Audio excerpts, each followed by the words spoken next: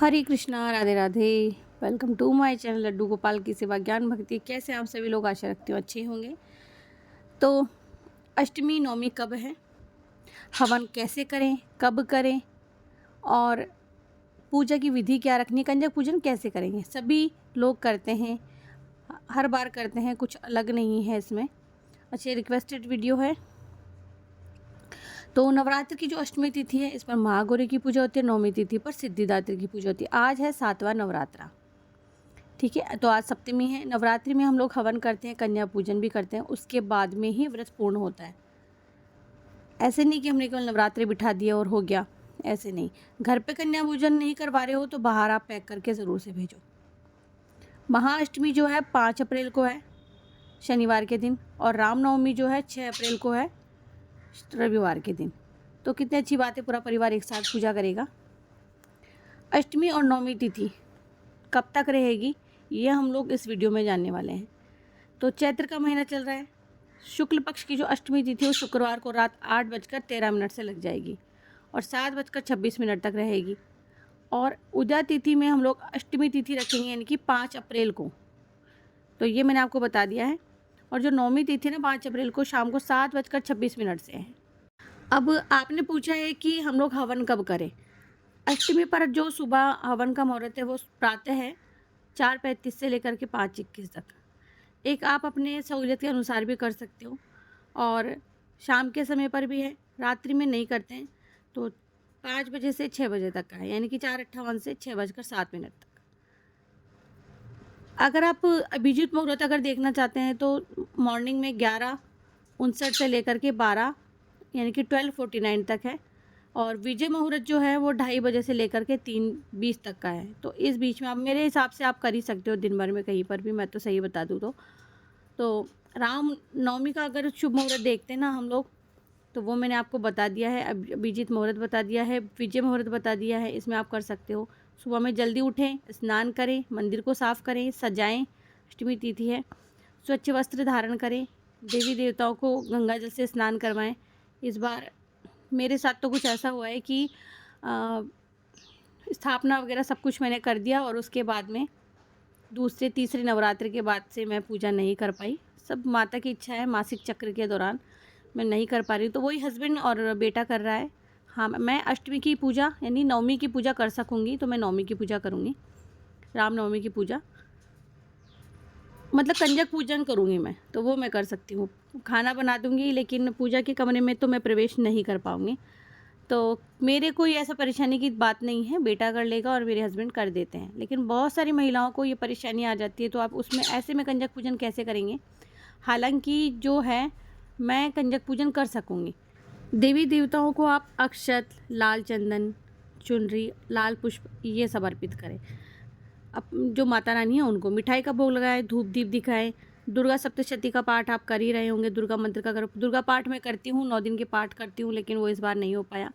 कन्या पूजन आप कन्याएं लें, 2 से 10 साल की उम्र तक ही लें। देखिए, जब मासिक चक्र आने लग जाते तो कन्या रूप में नहीं होती हैं। अच्छा, हवन के दौरान ओम एम हीम क्लीम चामुंडाई विच्चे इसका आप जाप कर सकते हो, जिन्हें कोई भी मंत्र नहीं आता है। और नहीं तो मैं जो शॉर्ट्स है उसमें मंत्र अपलोड कर दूंगी, तो आप वो ज़रूर से देखें, आप लोगों को बहुत हेल्प मिलेगी। अब पाटा कैसे हटाना है वो भी देख लेते हैं।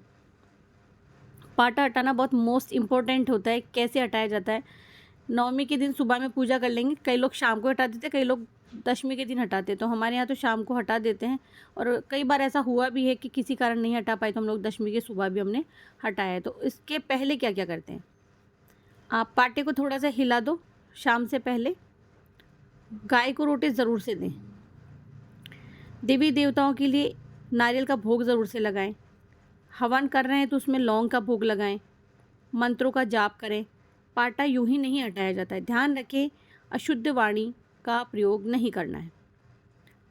अहिंसा का पालन करें, यानी हिंसा नहीं होनी चाहिए। माता रानी का ध्यान करें। मन शांत हो, नकारात्मकता नहीं होगी, तभी माता रानी निवास करेगी। और गाय को आप रोटी खिला रहे हैं तो गाय कोशिश करेगी गौ माता की पूजा कर दे, क्योंकि गौ माता में आपको सभी को पता है 33 कोटि देवी देवता विराजमान होते हैं। अब आपको हवन करना है तो हवन करने के लिए कुछ चीज़ें जाननी होती है, जैसे कि हवन कुंडू से आप मांज लीजिए, ठीक है, उसका पूजन कर लीजिए, घी और गूगल धूप रख लीजिए, चंदन, तिल, चावल, जौ और हवन की सामग्री मार्केट में मिलती है वो ले आइए या घर में बना लीजिए। कम से भी कम हवन की आहुति जो आपको देनी है वो 11, 21 या 108 बार आहुति आपको डालनी है। और अंत में क्या करते हैं, हवन की पूर्णाहुति के बाद में आरती करते हैं और सभी सदस्य इसमें शामिल हो, ये ज़रूरी होता है।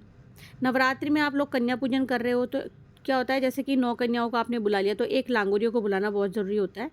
और फिर आप कन्याओं के भी, लांगुर के भी पैर धोएं, इसका विधान होता है, पैर धोएं, फिर उन्हें तिलक करें, फिर आप उन्हें हलवा पूड़ी, चने का प्रसाद, जो भी कुछ आपने बनाया वो अर्पित करें, यानी खिलाएं। उन्हें खिला रहे हैं तो अच्छी बात है, बाकी तो बहुत सारे बच्चे होते हैं जो सभी जगह खाकर ही आए होते हैं तो उनके पेट में इतनी जगह होती नहीं है। मैं एक सीधी सी सिंप्लिसिटी वाली बात कर देती हूँ।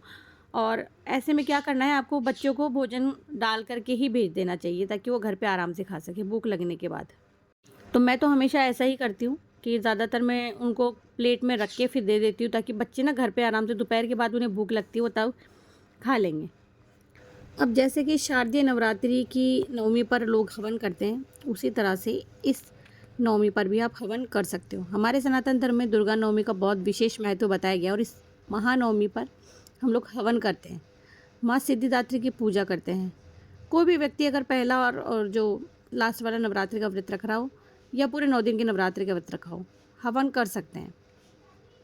दूसरा क्या है कि जैसे कि किसी ने कलश रखा है, अखंड जोत अगर किसी ने जलाई है घर में, तो ऐसे में जैसे कलश रखा है, अखंड जोत जलाई है और आपने ज्वारे बोए हैं, ऐसे में भी आप हवन कर सकते हो।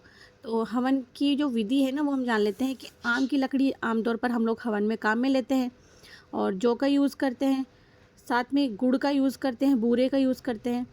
तो बहुत सारी चीज़ें डलती है उसमें और जो चीज़ें डलती है वो मैं आपको लास्ट में बता दूंगी जिससे हवन सामग्री आप लोग बनाएंगे। ऐसे में सारी सामग्री बना करके आप घर में ही हवन कर लेंगे। और कन्या पूजन के दौरान, पूजा के दौरान अगर कोई भी गलती हो जाए तो आप उसके लिए भगवान से क्षमा याचना कर लेंगे। एक चीज़ क्या, कन्या पूजन जैसे आप कर रहे हैं तो सारी लड़कियों को अगर आप कोई भी एक चीज़ ऐसी जो आप उनको मतलब जो उनके काम में आती हो वो चीज़ आप उन्हें उपहार में दें। तो जैसे नवरात्रि में आप हवन कर रहे हैं तो सर्वप्रथम सबसे पहले हम किसका नाम लेते हैं, ओम गणपते नमः स्वाहा, ओम दुर्गाय नमः स्वाहा, ओम महाकालिकाय नमः स्वाहा, ओम हनुमंते नमः स्वाहा। सभी देवी देवताओं का नाम ले लें। ओम भैरवाय नमः स्वाहा, ओम कुलदेवताय नमः स्वाहा, ओम स्थान देवताय नमः स्वाहा, ओम ब्रह्माय नमः स्वाहा। तो मैं इन सभी चीज़ों का एक मतलब या तो मैं डाल दूँगी शॉर्ट्स में या इंस्टाग्राम पर। शॉर्ट्स में देखूँगी तो आप लोगों को थोड़ा ज़्यादा लाभ हो जाएगा इस चीज़ से।